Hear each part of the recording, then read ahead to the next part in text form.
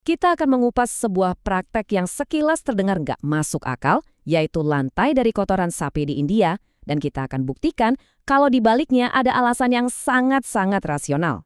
Oke, kita langsung aja ke intinya ya. Pertanyaannya kedengeran aneh kan? Kenapa coba ada orang yang mau-maunya ngelapisin lantai rumah mereka pakai kotoran hewan? Nah, ini dia misteri yang mau kita bongkar hari ini. Biar ngerti, kita harus mundur jauh ke belakang. Coba lupain dulu deh dunia modern kita sekarang. Bayangin kondisi lingkungan yang bikin kotoran sapi itu bukan cuma sekedar pilihan, tapi jadi pilihan paling logis.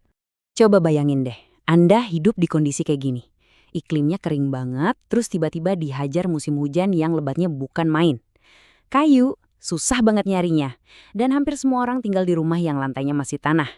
Jelas, Anda butuh sesuatu kan buat ngerasin lantai, ngelindungin dari serangga, plus biar gampang dibersihin. Nah, kombinasi semua tantangan inilah yang menciptakan kebutuhan akan sebuah solusi yang unik. Jadi, ini poin yang paling penting nih. Awalnya, ini sama sekali nggak ada hubungannya sama ritual atau kepercayaan apapun. Ini murni keputusan teknis. Kotoran sapi itu ya emang bahan bangunan paling efektif, paling murah, dan paling gampang didapat buat ngatasin semua masalah tadi. Oke, cukup soal sejarahnya. Sekarang kita bedah dari sisi sainsnya. Apa sih sebenarnya yang bikin praktik yang sering banget dianggap takhayul ini ternyata masuk akal? Nah, disinilah semua asumsi kita bakal dibolak-balik. Apa yang secara naluriah kita anggap enggak higienis atau jorok, ternyata justru bersifat antibakteri. Yang kita kira cuma ritual doang, ternyata itu bentuk insulasi yang jenius. Jadi ini bukan tahayul, ini tuh teknologi lokal yang canggih pada masanya. Terus, gimana cara kerjanya? Permukaan kotoran sapi yang udah kering itu sifatnya basah, jadi bakteri susah banget tumbuh di situ. Pas lagi ngering, dia bikin retakan-retakan super kecil yang justru bantu ngeluarin lembab dari bawah. Belum lagi baunya. Secara alami ternyata ngusir serangga kayak lalat dan nyamuk. Keren kan? Ini tuh kayak lapisan pelindung multifungsi yang brilian. Penting banget nih buat diingat ya.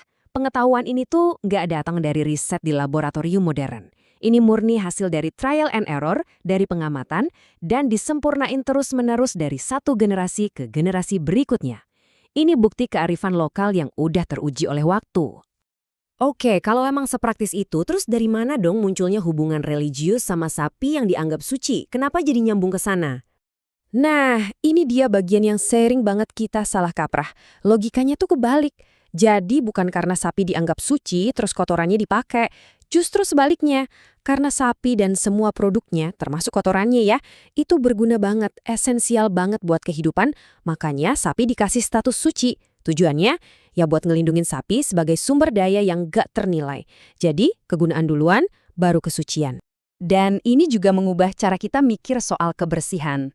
Dalam kerangka pikir mereka, kotoran sapi itu bukan sesuatu yang jorok yang harus dibuang. Bukan. Tapi ini bagian dari sebuah siklus alam. Rumput dimakan sapi, sapi ngeluarin kotoran, kotorannya ngelindungin rumah dan nyuburin tanah lagi. Jadi konsep bersihnya itu mengalir, dinamis, bukan statis kayak yang kita pikir. Terus, apa yang terjadi waktu praktek yang rasional ini ketemu sama dunia modern? Nah, ceritanya jadi beda. Praktek ini mulai ditinggalin. Tapi bukan karena teknologinya gagal atau nggak rasional. Sama sekali bukan. Tapi karena kondisinya udah berubah total. Tiba-tiba ada material baru kayak semen dan ubin. Orang-orang mulai pindah ke kota, ya mana ada sapi di sana. Gaya hidup juga makin sibuk, nggak ada waktu lagi buat perawatan yang butuh tenaga. Dan yang paling penting, ide soal higiene itu geser. Jadi lebih ke apa yang kelihatan bersih, bukan apa yang fungsinya beneran bersih. Dan disinilah ironi tragisnya muncul.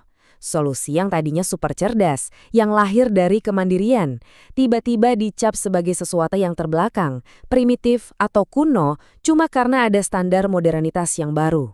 Dampak sosialnya, wah ini nyata banget. Para perempuan di desa yang tadinya ahli teknologi ini mendadak dicap kampungan. Keluarga-keluarga miskin jadi kehilangan solusi rumah yang murah meriah dan efektif. Praktik yang tadinya sangat rasional ini sekarang malah jadi semacam senjata sosial buat ngasih label ke kelompok tertentu sebagai kotor atau tertinggal.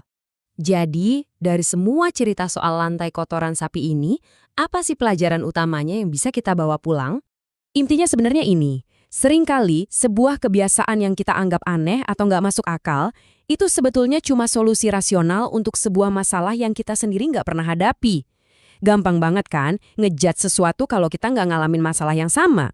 Apa yang kelihatan aneh buat kita, bisa jadi itu solusi paling jenius di konteks yang berbeda. Dan pada akhirnya, ini bukan soal apakah kita mau pakai lantai kotoran sapi sekarang atau enggak. Bukan itu poinnya.